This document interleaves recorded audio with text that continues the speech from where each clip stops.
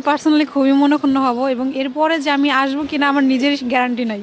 আর যোগসুর যে আমেজটা এখন আছে এটা পরবর্তীতে ধরে রাখতে পারবে কিনা প্রার্থী এবং যারা ভোটার আছে সবাই, এটা নিয়ে সন্দেহ আছে। আমার মনে হচ্ছে না যে ওইরকম আমেজটা থাকবে। এত বড় একটা অ্যারেঞ্জমেন্ট আরেকবার করা এটা হয়তো অনেক কষ্টসাধ্য হয়ে যাবে। বন্ধের ঘোষণা আসলে আসলে আমাদের অলরেডি তো প্রিপারেশন নেওয়াই আছে, আমরা অনেক শিক্ষার্থী চলেও আসছি। আসলে আমিও এসেই জানলাম এখন যদি হুট করে বন্ধ হয়ে যায় তাহলে আবার এগুলো প্রসেস করতে হবে। আমার মনে হয় কার্যক্রমটা তাড়াতাড়ি শেষ করে ফেললে মনে হয় শিক্ষার্থীদের জন্য আর কি একটু, কারণ অনেকে তো চলেই আসছে অলরেডি।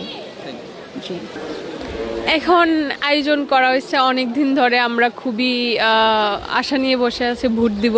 তো হঠাৎ করে যদি নির্বাচনটা বন্ধ হয়ে যায়, যদিও বেগম খালেদা যে মারা গেছেন এটা খুবই একটা দুঃখের বিষয় আমাদের জন্য, কিন্তু হঠাৎ করে যদি আমাদের নির্বাচনটা বন্ধ হয়ে যায় তাহলে তো অবশ্যই মন খারাপ লাগবে একটু। আমি আসলে বলবো না।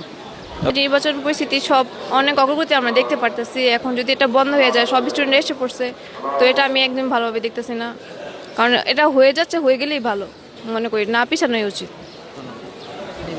হ্যাঁ, আমরা এত কষ্ট করে অনেক দূর থেকে তো আসছি এখানে, কারণ হচ্ছে হল নাই, তো এত দূর থেকে এত শীতের মধ্যে আসছে, এখন আমরা সবাই ডিসঅ্যাপয়েন্টেড হয়ে যাবো। পরের দিন হয়তো বা আমরা আসতে চাইবো না, এটাই আর কি, না বন্ধ হোক এটাই চাই আমরা।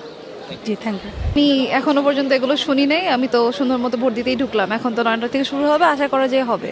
এখন ওই বিষয়ে আমি আর কিছু জানি না।